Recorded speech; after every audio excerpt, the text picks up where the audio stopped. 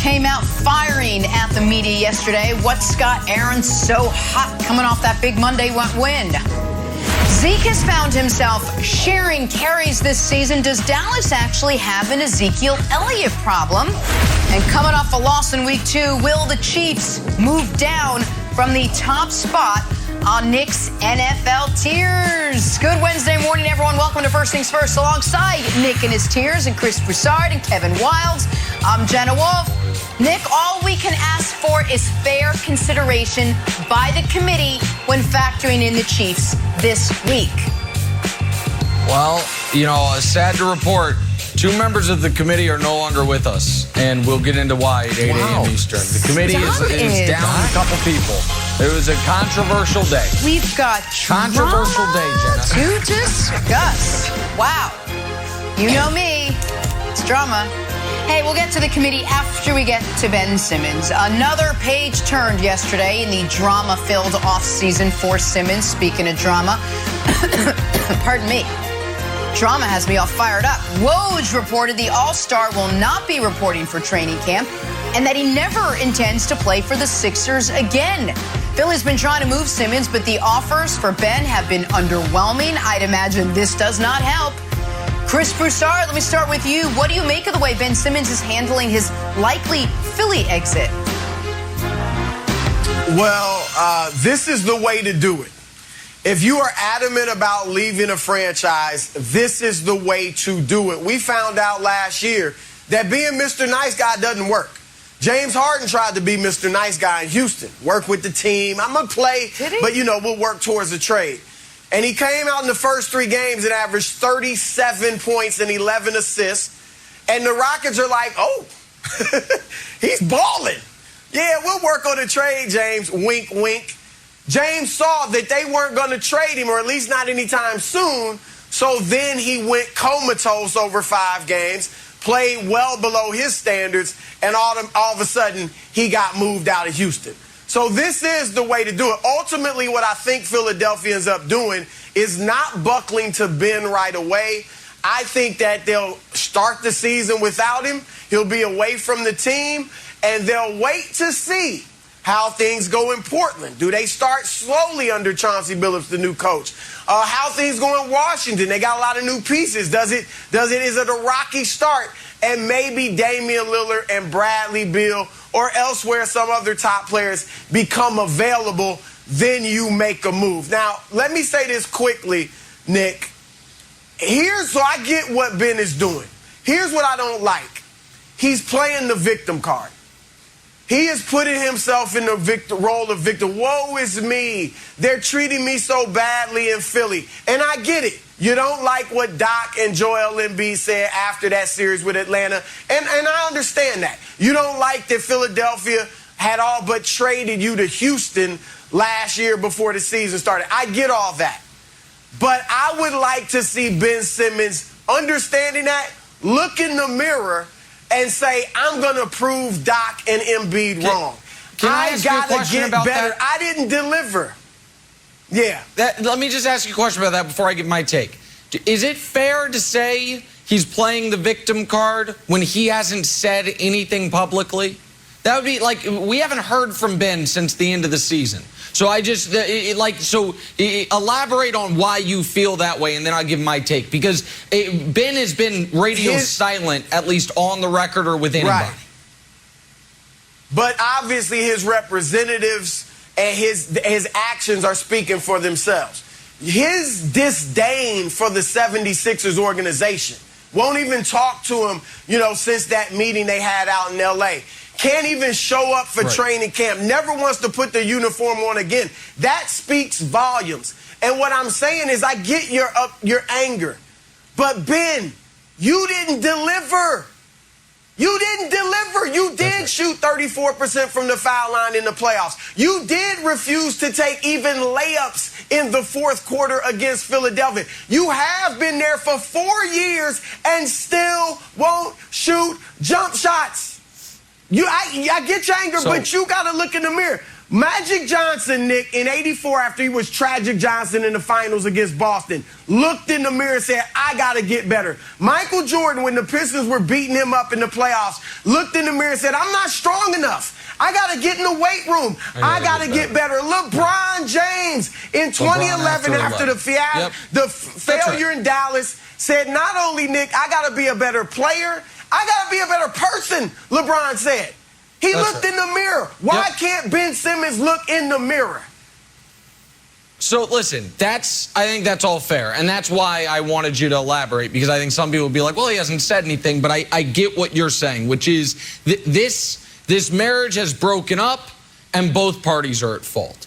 Like, as much, if I were in Daryl Morey's shoes and James Harden were available, of course I would try to acquire him, and of course I would trade Ben Simmons for James Harden. But there is a cost of that. And that is, if we don't get James Harden, now my second best player knows I was trying to trade him. Not speculation, not conjecture. He knows it. And Ben, of course, has accountability because of a lack of growth as a player. Now, where I will give Ben and his folks credit is, and this is the slimmest of credit, but I think it is noteworthy, and I think the Sixers appreciate it. At least he has said any team. Like, I'm demanding to be traded, but to any team in the league. Not here's 3 teams you can trade me to. And so that does allow Philly some flexibility. But the fact of the matter, there's so many wild levels to this. There is like the league level, which is they do not want training camp holdouts to come back. That was a thing in the 90s that happened, and the league hated it, and we really haven't seen them in 25 years. Here's another thing the league doesn't want. Player empowerment's one thing. Guys forcing their way out of spots with 4 years left on a deal. Right. The next step to that is sign the extension because the home team can pay you more, and a week later, not a year later, a week later, be like, I wanted the money, but I don't want to play here. So there's external pressures. In the short term, though, nothing's going to change. And here's why. Everyone loves their team this time of year. Everyone's offseason moves are going to make are going to be great. All the trades they made, all the signings they made, all their draft picks, everyone's a genius right now. So right now is the worst time to trade a star because nobody's desperate. They're the opposite of desperate. They're blindly optimistic. So it's not only that Philly is going to wait and see what happens in Portland or in Washington. I think they're also going to wait and see what happens in Denver. What if Denver's defense is really bad and Jamal Murray's not there and they're like, you know what? Michael Porter Jr. is available. And the other element here that Philly has that Houston didn't Wilds is this. They can compete in the regular season without Ben. Joel Embiid plus that roster is still good enough to be the 3rd best team in the East. And so they are not pressed the way Houston was. And so I don't think this is, I know everyone thinks Ben's getting traded before the season. I don't. I think Daryl's going to hold the line. I think Ben's going to hold the line. And we're going to have a staring match that's going to go into the season, Wilds.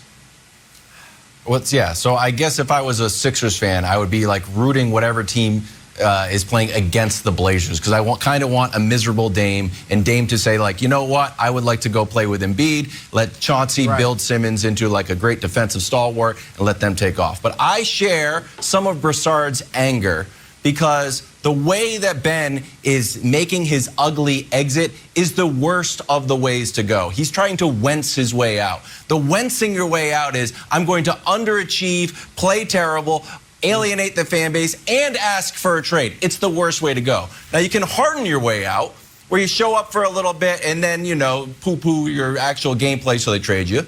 You can Anthony Davis your way out, where you're like, hey, I tried my best, but I'd like to win a championship. You have to buy a shirt that says that's all, folks, and then claim you have no idea how a triple extra large shirt for a 7-foot guy got in your closet. I don't know, just coincidence. I wore this on the last day of the season. But the way to go, Broussard, and this way to go sits right here next to my aorta to the point where if I ever had a heart attack, they'd be like, what was the cause? They'd be like, oh, we opened up his heart and we saw that there was too much love for the way that Jimmy Butler left Minnesota.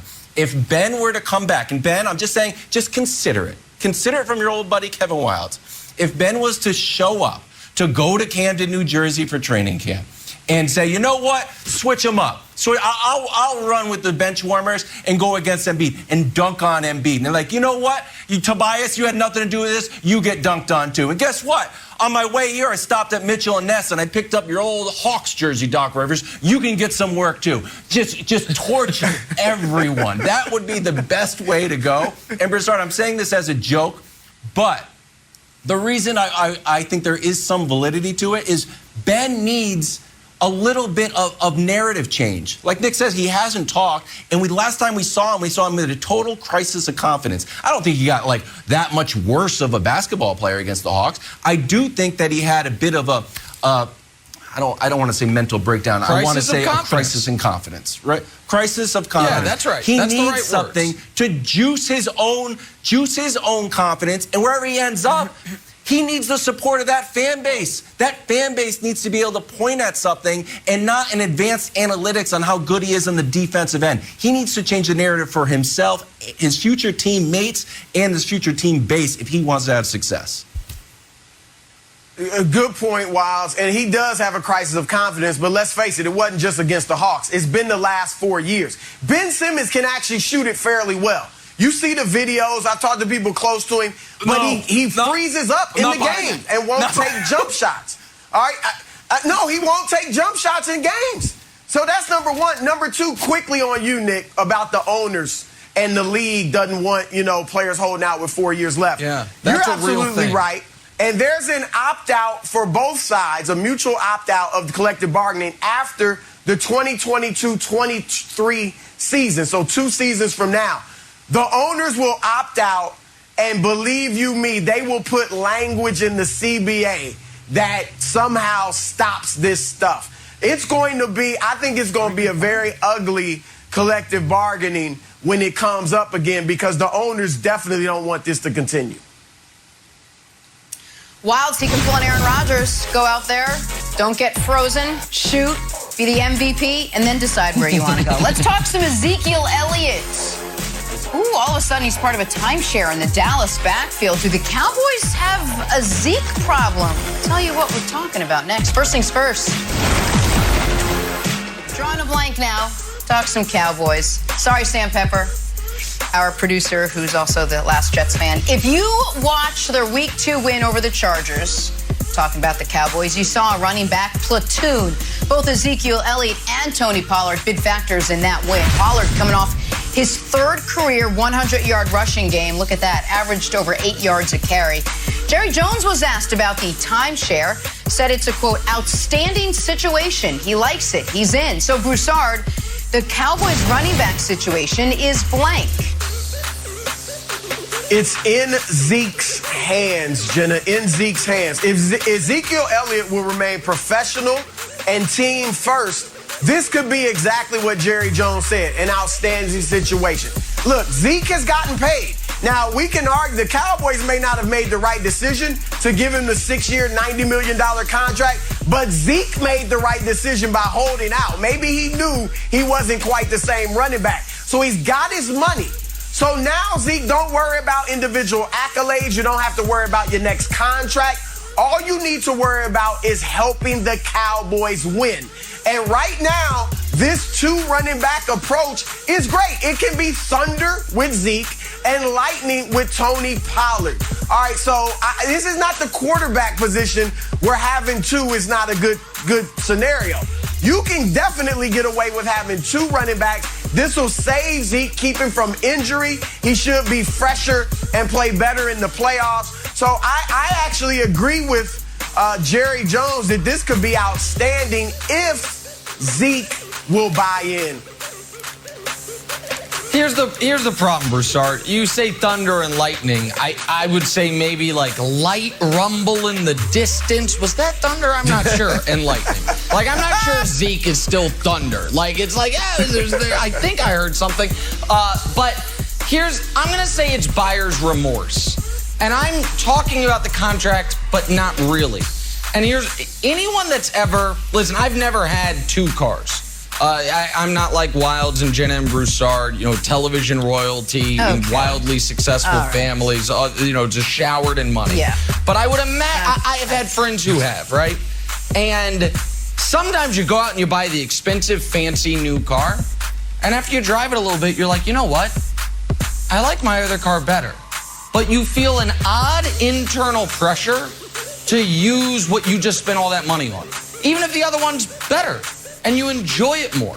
And I think there is going to be, whether Jerry Jones says it or not, a pressure Mike McCarthy and Kellen Moore feel to use Zeke far more than they use Tony Pollard because of the contract. Because there is, and I understand that's a sunk cost fallacy, I get all of that, but that's not usually how human beings act. Human beings don't always act rationally, and even if you have a better option, and even if your salary cap situation is the same no matter what, I think there's going to be a pressure to use Zeke in a way that doesn't necessarily benefit the Cowboys relating back to the contract, Wild. So I say it's buyer's remorse. I somewhat agree with you because my answer is bad for accountants. I don't care that they have too many good players. I'm also shocked that you've only had one car for your entire life. Just sometimes you need to go somewhere. Your wife needs to go somewhere. You're kind of stuck. It's not living in the lap of luxury. You know what? If you watch the beginning of the show, buddy, get yourself a nice Dodge Ram. Yeah, it's fantastic. I'm a humble radio. I'm just a humble radio guy that got lucky a few times, running back, man. I've never been able to afford it. I'm not vacationing to the Hamptons like you, my friend. I'm just making it day by day as best as I can. It's just, you know what? I'm just telling you. Let's not turn this into Hamptons 5. It's me and Kevin Durant. Go ahead and flex. All Warriors. Go ahead and flex. It's a work expense. In any event, Jenna, I would add another running back. Patriots have got 3 running backs. The Browns have 3 running backs. Maybe the issue is like, is it me or Tony Pollard? Like, bad news, bring in somebody else. So I don't think the more the merrier. If it keeps Zeke fresh, I'm all for it. All right, we'll see. Eagles-Cowboys Monday night at Jerry's place. Back talking Knicks Chiefs because they lost on Sunday. Not sure you heard. Does that mean the committee is moving KC out of the top spot? Oh, wait and see. Knicks NFL tiers. Next. First things first. It is Wednesday, middle of the road for days. Top of the heap, rather, for tiers. Nick's got his newest NFL tiers to unveil. We got a lot to factor in after week 2, Nick. So sit back, buckle up. Brady and the Bucs continued dominance. The Pack bounced back. And what was it? I feel like there was like one other. What else stood out in week 2? Oh, yeah, Kansas City Chiefs. Nick, take us through your NFL tiers entering week 3.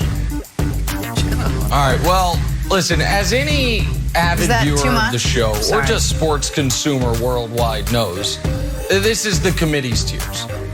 And while I'm not going to bore you with the committee's parliamentary procedures, just know there had been 7 of us. After yesterday, meeting long into the evening, 2 of the committee members are no longer with us. Did they die? No. But they're dead to me, for the record. Dead to me. Wow. There was controversy, there was argument, and so it is still the committee's tiers. There's only 5 of us now. Let's reveal them, and then we'll get into the controversy. All right, we're going to go quickly through the very bottom. Giants almost won. You stay the worst team in football. The 4 teams above you, you're all terrible. Jags, I wanted to root for you. It's very difficult. The group above, you've shown a little bit. A couple of you have wins. I know Broussard thinks the Colts and Vikings could be alive. I think the Falcons could be alive. But these are your worst 10 teams in the league. All right, now to the more interesting tiers and the more noteworthy teams. Reveal the next level, if you would, please. Thank you. Offensive offenses. Philly, Pittsburgh, Washington, Saints, Dolphins, Patriots, all of them. Playoff caliber defenses. All of them super questionable offenses. I hate to do that to Jalen Hurts, but he's got to expand his throwing area aside from just the right quadrant of the field. Big Ben is cooked like a turkey, and we know the quarterback situations for the other 4. Undefeated but untrustworthy. You're 2-0, but can anyone really trust you? Teddy Bridgewater, Sam Darnold are the quarterbacks for the first 2. That speaks for itself. Oh, the Raiders. But what about the Raiders? What about the Raiders? When could the Raiders ever start 2-0 and then flame out? Well, how about last year? How about the year before with Gruden when they started 3-2 and then flamed out? The Cardinals. Nick, why are the Cardinals up there? Well, first of all, the Cardinals shouldn't be undefeated if the Vikings kicker could make a 37-yarder. Second of all, you guys know how I feel about Cliff Kingsbury, but maybe more importantly is this. I think Kyler Murray might have like the reverse PTSD from the Hail Mary to DeAndre Hopkins. It was such a great thing that happened to him. He keeps trying to recreate it. The problem is he's doing it. It's like 8 minutes into the first quarter. Blammo! He's just firing it downfield. Kyler, you're not always trailing by 6 in the final 30 seconds, but he plays like he is, so they make me a little nervous. But the Cardinals couldn't move up, as could the Raiders. All right. Now revealed, and now we're getting there. We're getting there, and we're getting close to the controversy. Okay. Playoff caliber. Chargers, Titans, Cowboys. They all have a loss. They all do something exceptionally well, but nobody really thinks any of those teams can win the title, but they're definitely playoff caliber. Fringe contenders. Ravens, Seahawks, Bills. They all have a loss that was a little head-scratching, but we also know if you tell me any of those three teams are playing their A game, they can beat anybody in football. And now, the controversy, and now what cost us 2 of our committee members. Okay, here we're at. True contenders. What? You might say, I know what you're thinking. I know you're looking at that, and I know what's jumping out at you. Nick, you moved the Browns down? I know that's what jumps off the page. Yeah, I didn't think they were that impressive against the Texans. Neither did the committee. That was a tie game till Tyrod Taylor got hurt. The Packers stayed where they were. After steadying themselves, they've only played 1 good half. And the Bucs stayed where they were. We didn't hold against them the terrible quarter they played against Tampa. They played very well on offense and defense. They made timely plays. Number 1 contenders, the Rams and the 49ers. Both of these teams can beat you anyway. They can beat you with great defense. They can beat you on the ground, and they can beat you through the air. You might say, Nick, prove it to me. Okay, great. Rams play the Bucs. Niners play the Packers this week. I think the committee will be vindicated. And then the controversy. Then what cost my wife came downstairs and told the committee they needed to be quiet. Someone slammed a door. It was an ugly scene. All I'm going to say is this. You don't need to trust me. Trust Fox Bet or any of your favorite gambling establishments. I challenge anyone to find a sports book in America where the literal favorites are not the Kansas City Chiefs. Much like Vegas, the committee, the remaining members of the committee, those with the courage to stay, are not going to overreact to an aberration built on an anomaly. They're not going to overreact to a bad pick and an awful fumble. They are going to stay the course knowing, just like Vegas knows, that the favorites are still the Kansas City Chiefs. So there it is. These are not standings. These are not power rankings, Broussard. These are tiers. And they will not be bullied, even internal pressure from committee members. There it is. I usually say you're going to shower me with applause, but I know today's a controversial day, so go ahead. Do your best. Yeah, it is. And Nick, I hate to do this after we just celebrated you for getting in the Hall of Fame, but Nick, please tell me that was a comedy routine and that's a typo at the top of your tiers and that Kansas City's really not number 1. So can we see the real list? Can we see the real tiers? No. Please tell me that was a comedy routine. This is no? What do you mean? What do you mean? No, they're not the favorites. Nick. Tell me why. Tell me why they're not the favorites. Tell me why they're not the best team in football. I'm just curious. Look, all I can say is thank God that the Associated Press, the USA Today coaches poll, Quinnipiac, all these polls out here are not run by your committee. Because this is ridiculous. And I like the Chiefs. But my goodness, how, Nick? How in the world can they be number 1? Number 1, they're coming off a loss. All right? Number 2, they got arguably the worst defense in the NFL. All right, they're last in rushing by a mile. I get it, they've played some tough teams, but still, who they going to have to beat in the playoffs? Who they going to have to beat in the playoffs? Tough teams. Tennessee runs the football. Cleveland runs the football. Baltimore runs the football. All right, and then they're giving up 32.5 points a game. Patrick Mahomes has to wear his cape every single play for that defense. Yeah. All right, and Tampa Bay, Nick, should clearly be number 1. First of all, give them a little respect as the defending Super Bowl champions. All right. Secondly, they got the best offense in football. They have even more weapons than Kansas City. And their defense, while it struggled, hadn't been nearly as bad as Kansas City's. And they have a track record that makes me say, you know what? They are going to improve. And not only do you not have them number one, you got the audacity to put them below the Rams and the 49ers. The Rams were lucky to beat an injury-plagued Indianapolis team Sunday. They struggled with them. And San Fran, they beat Philadelphia, who's one of your offensive offenses. And then who was the other team? Detroit, who's one of the worst teams in the league, as you got on your tiers. Nick, this is egregious. This is egregious. Okay. So listen, you play who's on your schedule, first of all, so I'm not going to hold that against the Niners. So it's very interesting.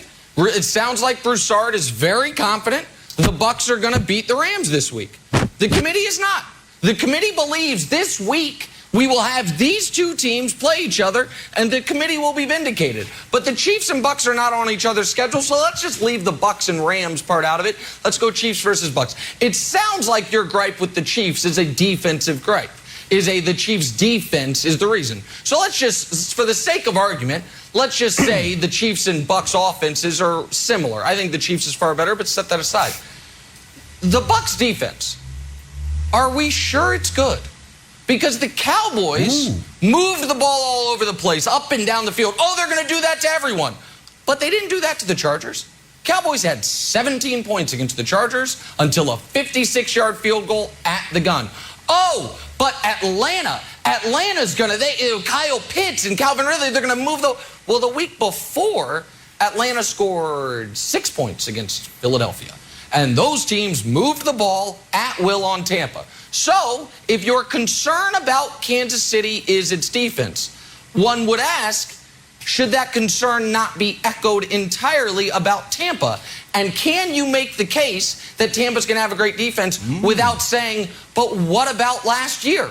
Because the committee does not look backwards, the committee looks forwards. We're not worried about what happened yesterday or last week or last epoch. We're worried about what will happen tomorrow and today. And so, I'm just curious. Is there a great case to be made that Tampa has a great defense? Because I haven't seen it. I've seen injuries. I've seen guys move the ball on them. I just haven't seen the great defense. That's it. Nick, you have to take last year into consideration when all of your starters are back. When your defensive coordinator is back and he's excellent, Todd Bowles. That's the thing. All I'm saying is track record. If the Chiefs came out and lost both of their first games, you would look at their track record to say they're fine. They're fine. And that's what you're doing now. Because you can't be basing it on these two games. You've got to be basing on last year. Right? Because they didn't look great against Cleveland, and they certainly didn't look great against Baltimore. It's like a beautiful tapestry that's hung on your wall, a quilt with, things from all different places of the world. There's a lot of things that go into this. What it is not, however, Wilds, is a standings. And what we will not do, and what all the power rankings across America will do, is say, who are the 2-0 teams? Those 7, they all are the top 7. A monkey with a typewriter can do that. That is not what we have the committee for, Wilds. I totally agree. And first of all, let me apologize for my friend Broussard's tone. Again, Broussard, less vinegar, more honey. And I apologize that you had 2 committee members leave. My goodness, I am sorry. If there is room for 2 more committee members, maybe, all we ask for is a few sunflower seeds and some dried fruit. Perhaps you can make some space. We are available Tuesday nights. And I will just show you what we would bring to the committee. How about that? We'll just what we bring. I brought a petition here. I will treat you with the utmost respect. I would ask the Raiders to be moved up for the following reasons contained henceforth. Reason number 1, air attack. What is the air attack, you might say? Derek Carr leads the NFL with 817 passing yards. Only Russell Wilson has been better on deep passes. Darren Waller leads the NFL with 26 targets. They are flying through the air, just like my friend Ulysses here. Reason number 2, incoming attack. The Raiders right now are the anti-Ravens. Yet another bird reference. They won't run. 67 total rushing yards. But that's because Josh Jacobs isn't healthy. Once Josh Jacobs comes back, oh my goodness gracious, this offense will become even more dynamic. So look ahead a little bit. Reason number 3, attacking the quarterback. A classic John Gruden, 35% pressure rate. In PFF, which is a different statistic, but it just adds more fuel to the fire, highest graded pass rush in the 2021 season. It's our old friend, the Raiders. Cardinals, yet another bird.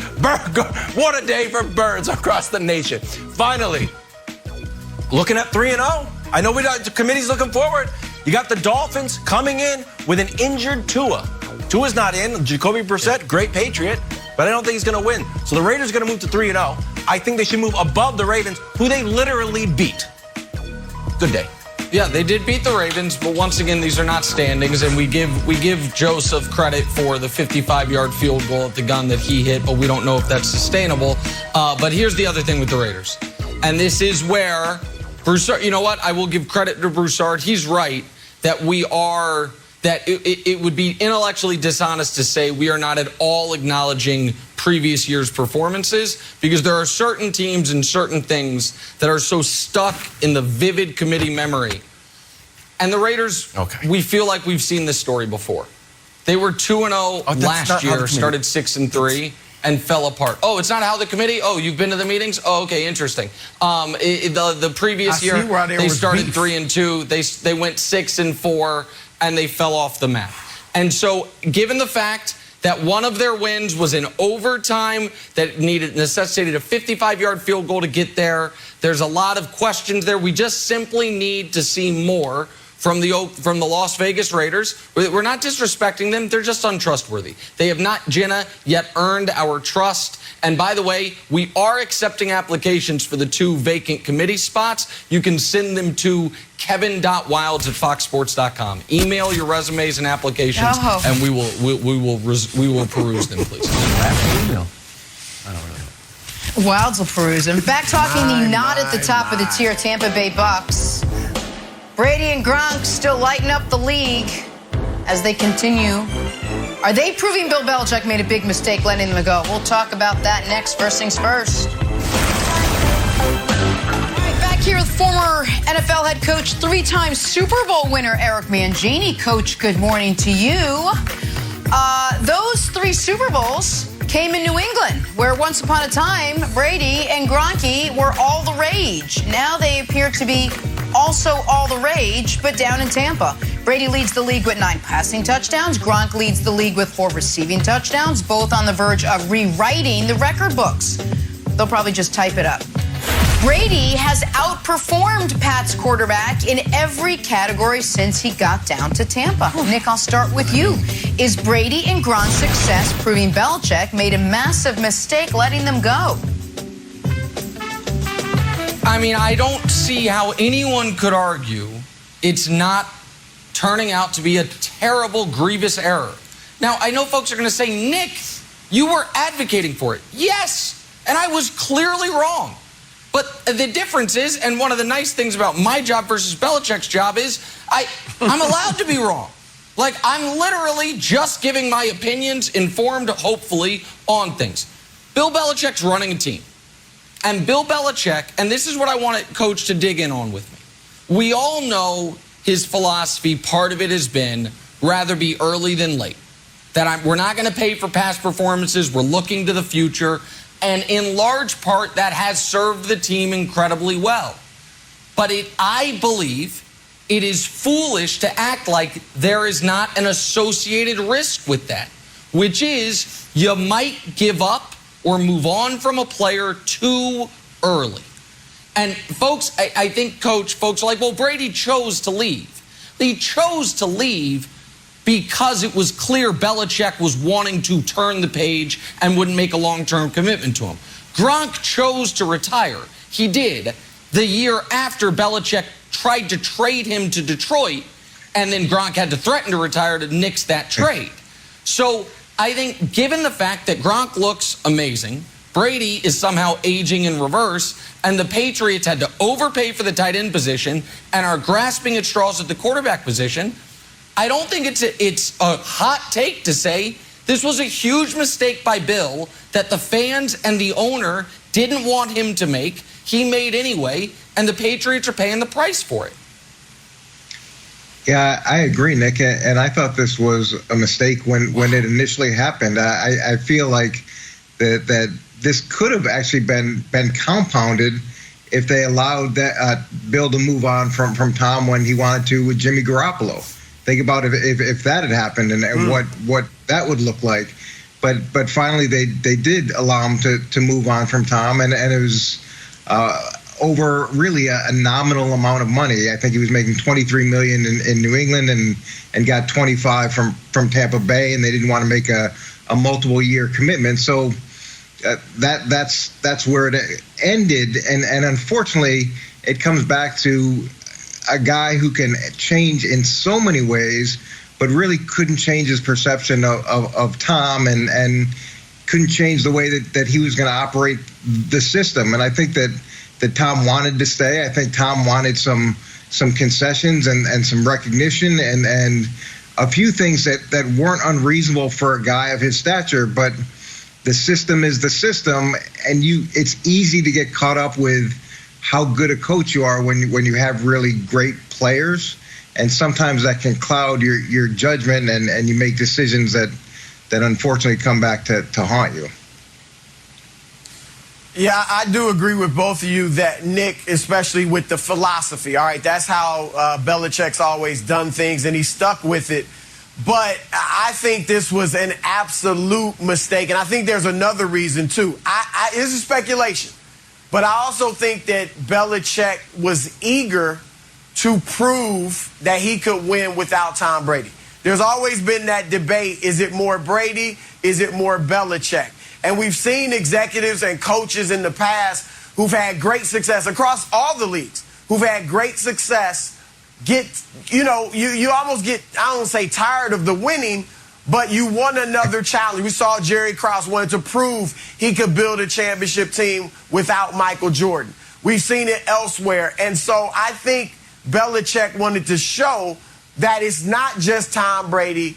I am the architect of this. And I think, I picked them to make the playoffs this year, but I don't think they're going to win a Super Bowl. He may never win another Super Bowl. And as time goes on, this is going to look even worse, Nick, than it does right now.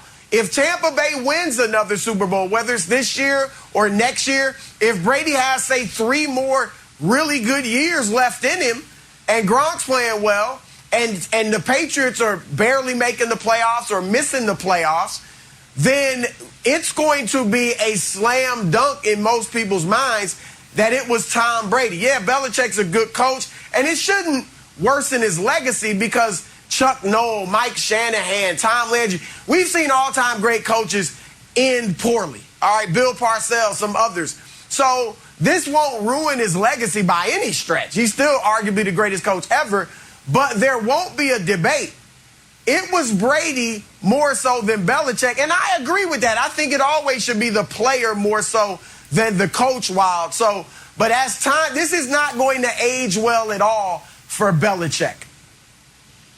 Okay, so Broussard, I'm going to stay with you because what I said yesterday I think was taken as either a hot take or as Coach likes to say, I was trying to dim Tom Brady's light to make Belichick's shine brighter. I don't. I just think that I look at football as having an infinite amount of decisions to make in the course of 20 years. And I think that Belichick was responsible for a far more of decision making than Tom Brady was. And to put it to movies, right? I think as we all like, well, he got game. It's Spike Lee and Denzel Washington. And Denzel was great. Do I think Denzel was a great actor? Of course I do. Do I think that he deserves more credit for that movie than Spike Lee? No, because he played a role in the movie. Spike Lee produced it. Spike Lee directed it. Spike Lee cast it. Spike Lee picked the sound. So when the movie is a success, the director gets the credit, no matter how good the actor might be. So the reason why I still don't think, I think it's Belichick deserves more of the lion's share is because there's literal plays Tom Brady's not involved in. It's not analogous to Phil Jackson and Jordan. Tom Brady is sitting on the sideline for half of the game while we had the best defense win the Super Bowl. Another time we had the best defense win the Super Bowl. Fourth time we had the best defense. That's Belichick. And people's like, well, the other argument is this. He's never won anything without Tom Brady. I guess. Are we not counting defensive coordinators as being like an important part to Super Bowl teams? Because I guess if that's the case, then let's not talk about Todd Bowles and the Bucs. Let's just not talk. Let's not talk about Eric Bieniemy and orchestrating that Chiefs. Let's not talk about it. Because those 2 rings that he got with Bill Parcells count. So if we're just doing pure count the rings, it's still 8-7. So look, in a complex system, Belichick made more decisions and was responsible for more of the Patriots' success than Tom Brady. All right, let me respond quickly before we move on to Coach Wiles. No way. We're not. Yes, he's got the 2 rings as a defensive coordinator. That's great. But we're counting head coach rings and quarterback rings. All right, and here's the thing. And nobody's saying Belichick's not a great coach, not a good coach, but he is a great coach. But the facts are the facts. He has coached 8 seasons without Tom Brady. He's made the playoffs once. One time. All that great defensive strategy and all that, he made the playoffs once. His winning percentage with Tom Brady in his career, 76%. Without Tom Brady, 43%. Even in New England with those Super Bowl teams, it was 77% winning with Brady, or 76%, and 47% winning without Brady. So, Coach, I'm not taking anything away from Belichick. I'm just saying Brady was the main reason. Belichick, a big part of it, but Brady was the main reason. Yeah, I don't think Tom Brady is who he is without Bill Belichick. And Tampa Bay inherited a finished product that developed over years and years. And Tom wasn't anywhere near the player when we first got him. And Tom's success and Tom and Bill's success together is unprecedented, and there's been other great quarterbacks that haven't won at the rate that Tom's done. So you got to give Bill a ton of credit. What's disappointing here is there was no succession plan in place, and that's disappointing. And I think that Tom would still be in New England if Bill could have changed a little bit. And after you get 20 years of a relationship and all the success that Tom had brought, he deserves some ability to adjust the system. Yes. He does. He deserves some right to that, and that wasn't going to be an option in New England. It's unfortunate. And as great as Spike did, He Got Game would have been terrible if Mac Jones was the leading actor. It wouldn't have been good. Wouldn't have mattered. I'm just letting you know that. Like, just wouldn't have mattered. Sorry. We got to head to Green Bay. Aaron Rodgers had some fiery comments for his critics in the media. Share them with you next. Coach, thank you as always. That was good, Nick.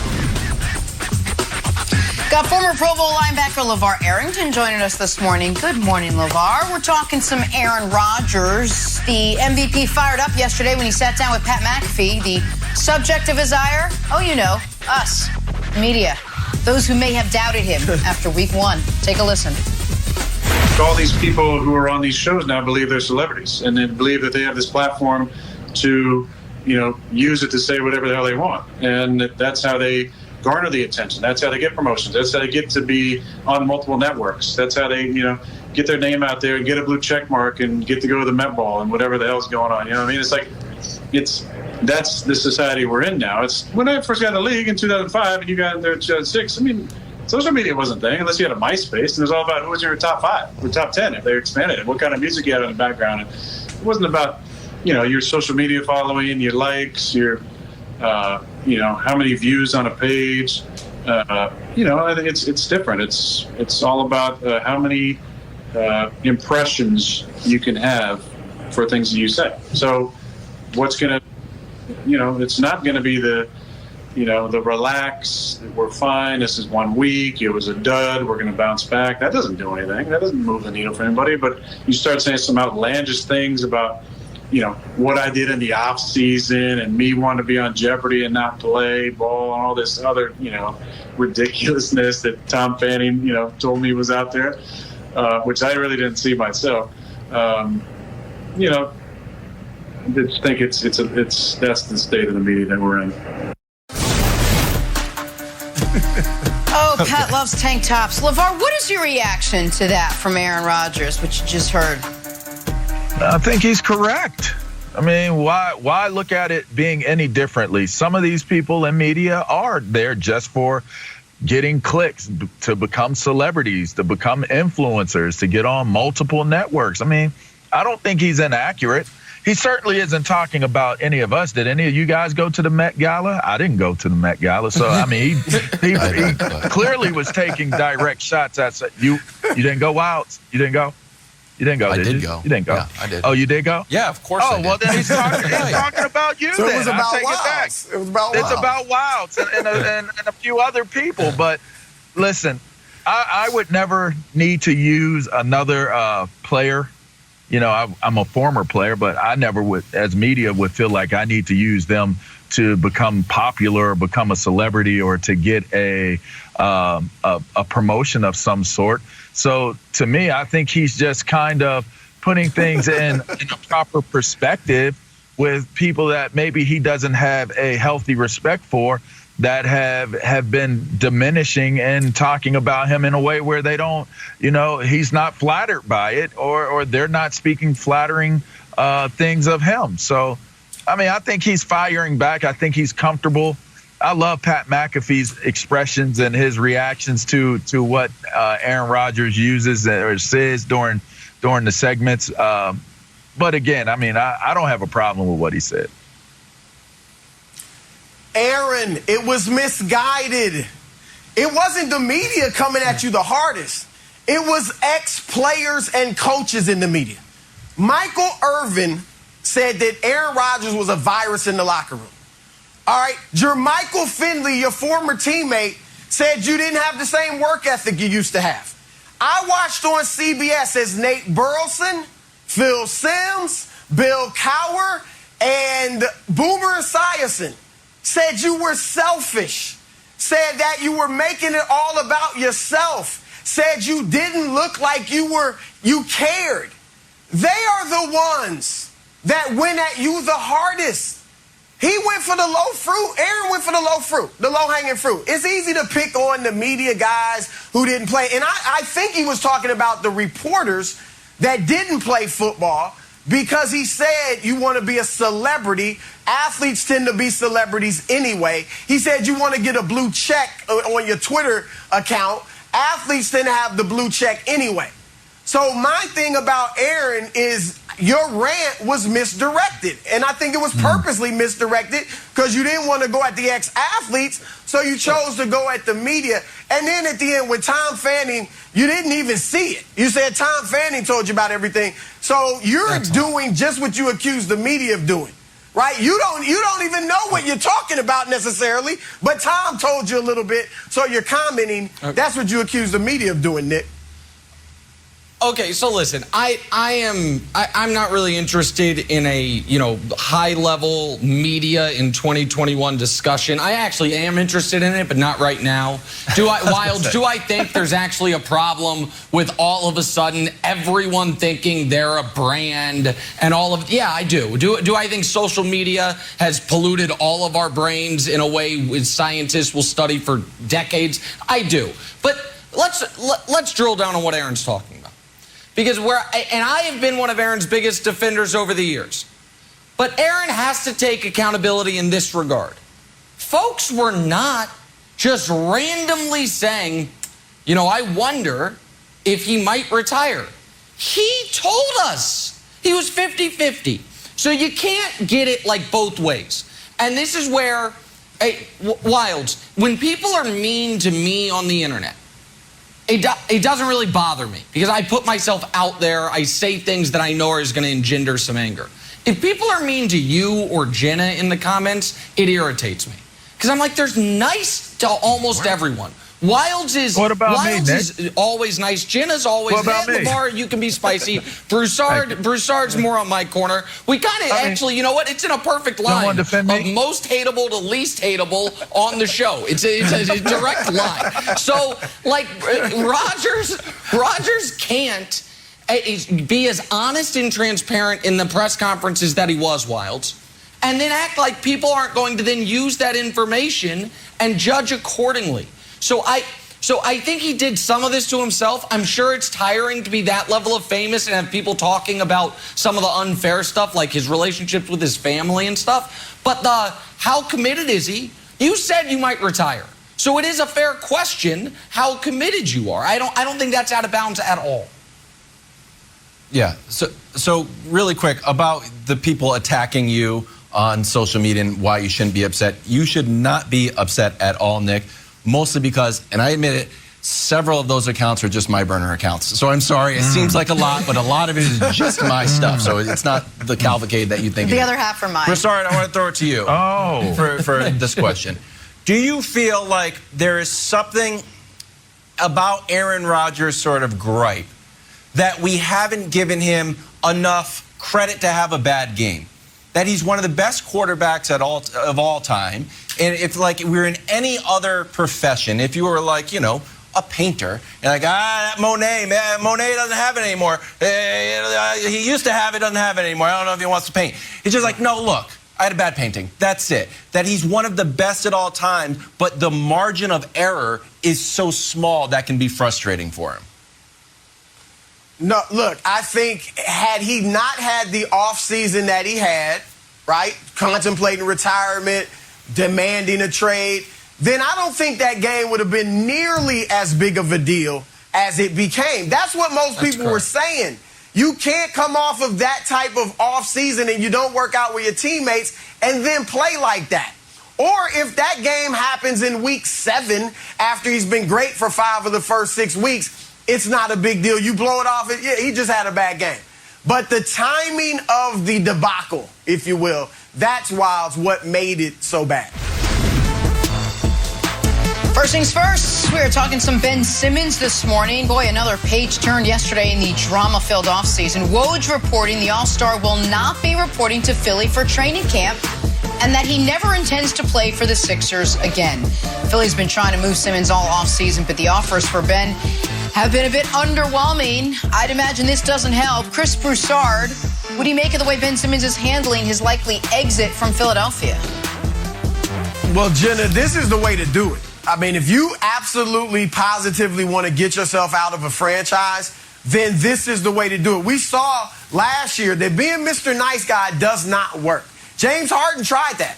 He settled down with the Rockets. Oh, yeah, you know, we'll work for a trade, but I'm going to play until then. He goes out there and is James Harden for the first 3 games, 37 points, 11 assists a game. And the Rockets are like, oh, well, yeah, we'll take our sweet time before trading. Harden saw it, and then he goes comatose for 5 games, doesn't play up to his normal level, and they trade him pronto to Brooklyn. So this is the right approach for Ben. What I think Philadelphia will do is I think they won't buy it, you know, they won't crumble right away, and they'll wait till the season gets going, and they'll see how some of these teams start. You know, if after a couple months things aren't going well in Portland, maybe Damian Lillard becomes available. If things aren't going well in Washington, maybe Bradley Beal's all of a sudden available, or somebody someplace else. All right, so that, I think, is the approach the Sixers will take. I just want to say this quickly, Nick, and I'm a Ben Simmons fan. I compared him to Magic Johnson when he first came in the league, all right? So I want him to become the best player he can. And to do that, I think this is his approach to this is the victim card. Like Philadelphia's done him so badly, they haven't. All right, I get it. You didn't like Doc Rivers' comments and Joel Embiid's comments after the Atlanta series. You didn't like the fact that they were ready to trade you for James Harden. I get all that. But Ben, you got to look in the mirror. You didn't get it done. You got to look in the mirror and say, I did shoot 34% from the foul line in the playoffs. I have been in the league now playing 4 years and still am not taking jump shots. That is only going to make him better if he looks in the mirror. Magic Johnson did it in the past. Michael Jordan did it in the past. LeBron James did it in the past. They looked in the mirror and said, I got to be a better player. And they worked on it. That's what I want to see Ben Simmons do. Don't come off like a victim. Come off like I'm going to prove everybody wrong and get my game up to where it should be. That's what I like to see from him, Nick. He hasn't done that. And we'll see if he does that at his next stop. Because I do believe Ben and his reps that he's not going to play again in Philly. But I also believe, Wilds, that Daryl is not going to trade him before the season starts unless a team meets his price. And right now is the hardest time to trade a star because everyone loves their team. Everybody's offseason moves were brilliant. Everybody's signings are going to work out. Everybody's draft picks are going to pop. And so it is just right now, just filled with optimism. What the Sixers need is for, like Broussard said, Washington or Portland to get off to a bad start. But it doesn't just have to be one of those. What if Denver can't stop anybody? And it's like, man, Jamal Murray's not back yet. Our defense stinks again. Michael Porter Jr. is, wants to be a number one-ish option. He's not going to be that. What if things go awry there? There are other things that can happen that all of a sudden where a team will say, okay, we're ready to make this move. So I think these two are going to stare at each other, and I think it's going to go into the season. Now, will that be ugly? Does the NBA desperately want to avoid going back to an era of training camp holdouts? Yes. Is there a problem potentially for the league as a whole with a guy demanding out with 4 years left on a contract? Yes. But those are bigger picture issues. I do not think Ben's going to be traded before the year starts because Daryl Morey is not trading him for DeJounte Murray and picks. It's just not happening. So I'll give you the day that it happens. Get ready, America. November 2nd. November 2nd will be the day. Why? Because November 1st, Portland is coming to Philadelphia, and Philly faithful, fire up your custom jerseys that say Lillard on the back. Fill the stadium and have that be Damian Lillard's recruiting trip because that's the trade that makes sense. Portland is not going to go anywhere. Chauncey deserves a fresh start with a defensive-minded guy that he can support and unlock. It's the best move for Dame to win, to go to the East. It's the best move for Ben Simmons. It all starts on November 1st in Philadelphia. Mark it down. Buy your custom Lillard jerseys now. That's a specific prediction. That's a great take. I like that, Wild. I like that. I don't see Ben looking in the mirror, Broussard, and deciding now's the time to change after the last couple of years. But we'll see. Skip and Shannon pick up the conversation. They're talking Ben Simmons, Cowboys, a whole host of things. Undisputed, starting right now.